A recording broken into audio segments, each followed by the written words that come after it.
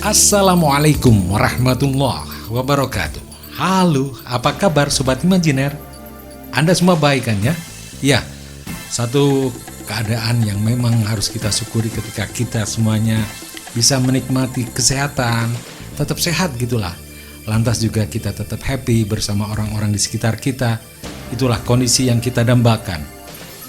Dan untuk kali ini Imajiner Group akan sedikit menyinggung masalah rangkaian dari Idul Fitri, di mana kurang lebih seminggu, hari ke-8 dari bulan Syawal, banyak acara-acara digelar yang kalau dalam tradisi kita disebut sebagai Syawalan. Mengasihkan sekali obrolan berikut ini menyinggung tentang masalah Syawalan. Yuk, dukung Imajiner dengan subscribe, like, and share.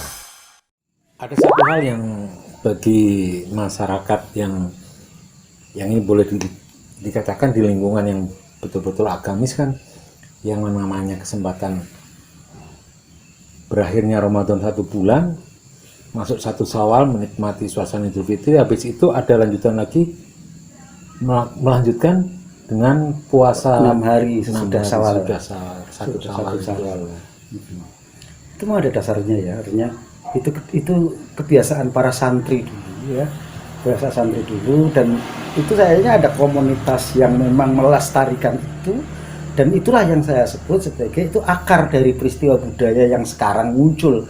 Syawalan di mana-mana, ada lupis, ada ya kalau di Kalongan kan di Kerapia gitu ya. Jadi menjamu orang-orang yang datang gitu ya.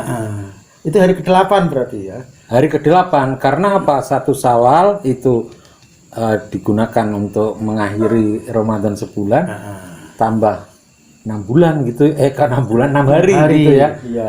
Itu kelihatannya serempak ngambilnya di 2 Syawal sampai 7 gitu ya. Ya memang 7. Itu ada, meskipun kata para kiai itu tidak harus 6 hari bulan Syawal itu tanggal 2 sampai tanggal 7 itu tidak harus ya.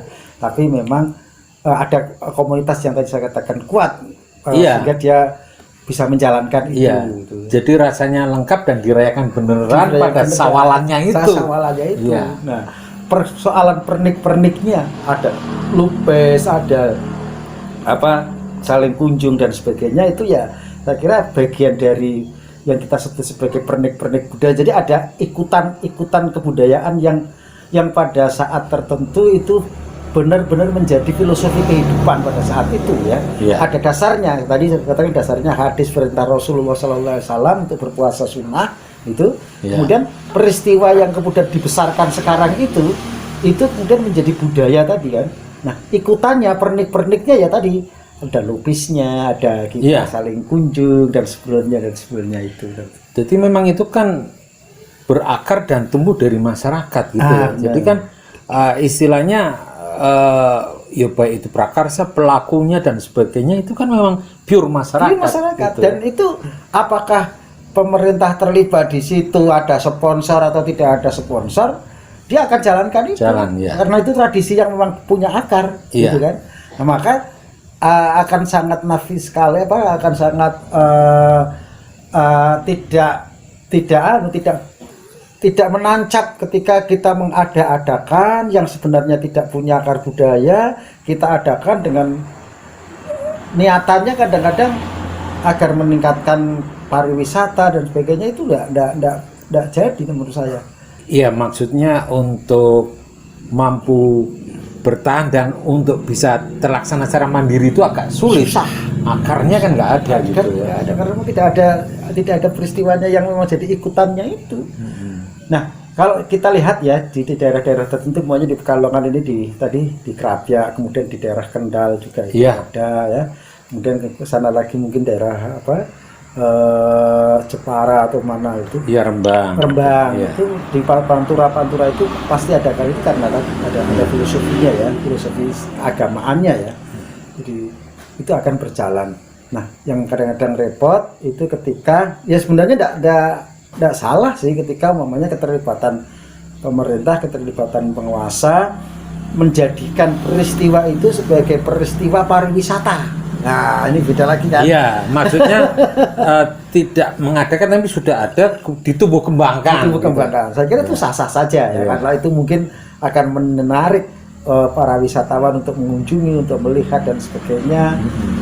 Tapi kalau tujuannya hanya itu semacam nyangkok saja ya, semacam meletakkan peristiwa itu pada satu tempat tertentu, kemudian di masyarakat itu tidak ada akarnya, ya sangat susah menurut saya. Itu hanya cangkokan stek, budaya stek saja. Iya. Ya mungkin ketika ada pihak sponsorship, pemrakarsa yang mendanai bisa jalan, tapi kalau untuk dibuat mandiri menjadi tidak memungkinkan, untuk bisa berlangsung. Iya, karena pikir masyarakat lah ini apa kan gitu kan. Iya. Tapi kalau tadi ada peristiwanya, karena dulu leluhur kita, para kiai kita dulu mengajarkan supaya kita puasa. Nah, Idul atau Lebarannya itu yaitu hari ke-8 itu setelah kita selesai puasa lagi. Jadi kalau memang di masyarakat itu mengadakan acara sawalan, itu memang acara mereka gitu ya, karena mereka memang melakukan untuk tadi melanjutkan dengan puasa Syawal selama 6 hari, lah itu bisa diselesaikan, lah itulah kegembiraan yang sebenarnya karena mereka melakukan itu gitu. Jadi ya itu apa namanya? Kenapa kita sebut sebagai itu sekarang peristiwa budaya? Karena setiap peristiwa budaya itu harus punya akar budayanya ada, ya kan? Nah, jangan sampai kita bermimpi melakukan sesuatu seolah-olah ini peristiwa budaya, tapi sebenarnya tidak punya akar. Lah ini yang kadang-kadang kita repot kan, masalah-masalah semacam itu. Nah, saya kira disitulah pemihakan. Apakah itu disebut sebagai budaya Islam, budaya Jawa, budaya semuanya punya akar budayanya ya.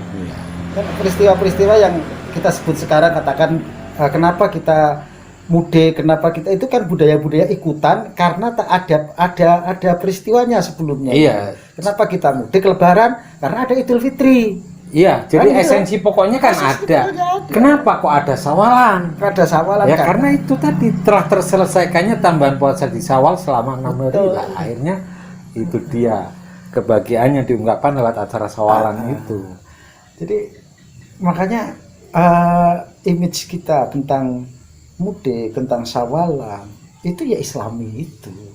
Ketika ada beberapa hal yang keluar dari hal-hal yang tidak dibolehkan dalam Islam, makanan, apapun yang tidak, ya itu akan kita anggap sebagai hal yang fatal ya. Masa kita Lebaran kok umpamanya kok kemudian kita nanggap orkes rame-rame dangdutan, kemudian peristiwa perilaku kita di situ mengumbar aurat dan sebagainya, makan-makan yang haram, ya itu kan berarti tidak tidak senafas dengan eventnya gitu kan ya.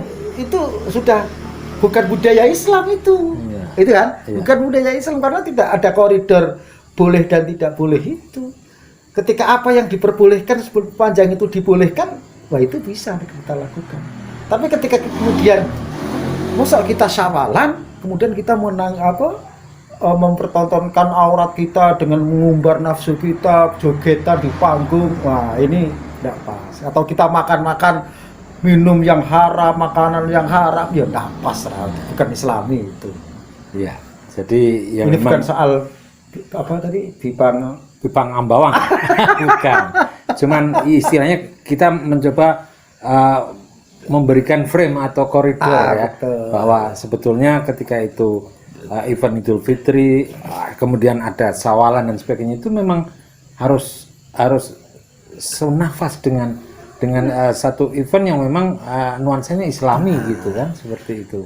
Kita kan kadang-kadang keliru ya, ketika saya banyak acara sawalan, kemudian bumbunya, pernik-perniknya itu tadi ada kita ngundang dangdutan, kemudian ada kesenian, dan makanya hari kita harus kritis juga. Di sini letak kritisisme kita, karena kalau kita ingin berbudaya yang luhur, ya berbudaya yang menjurus kepada peradaban yang lebih tinggi, maka harus ada nilai. Apakah nilai itu diperbolehkan atau tidak, halal haram atau tidak, itu harus ada juga koridornya. Itu dalam tanda petik ketika kita ingin membudayakan kebudayaan yang disebut kebudayaan yang Islami. Iya. kan gitu. Jadi paling tidak intinya kan sebetulnya kan silaturahim saling ketemu gitu ya. Itu. Kemudian ya menjamu tamu orang bersedekah gitu kan. Nah, Seperti itu kan. Itu Nah, kemudian ya itu tadi nuansa ramah-tamahnya kan saling memaafkan, Ya, memaafkan. saling beri maaf. Itu yang luar biasa. Bukan kita nonton kesenian, apalagi di situ panggung yang besar, kemudian pakaiannya mengeluarkan aurat, kebebasan muncul di situ. Di situ ada makanan haram, bukan itu. jadi memang harus framingnya pas gitu ya, maksudnya ketika momen atau eventnya itu Idul Fitri, Syawalan ya nuansanya kita Harus. sesuaikan gitu kan.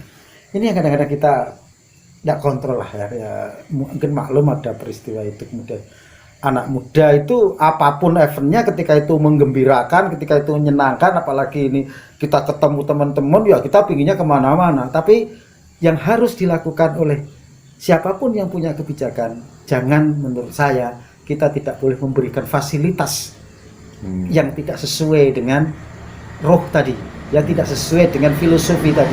Karena ini filosofinya adalah budaya Islam, gitu kan? Iya. Maka roh yang ada, kemudian fasilitas yang kita berikan kepada halayak, kepada publik ya fasilitas yang tidak boleh menyalahi aturan-aturan Islam. Itu kan gitu. Itu menurut saya jadi pentingnya kita memahami bagaimana kondisi-kondisi tertentu seolah-olah akan menjadi boleh semua. Bukan itu persoalan. Oke, Sobat Imajiner, sementara sampai di sini dulu perjumpaan kita.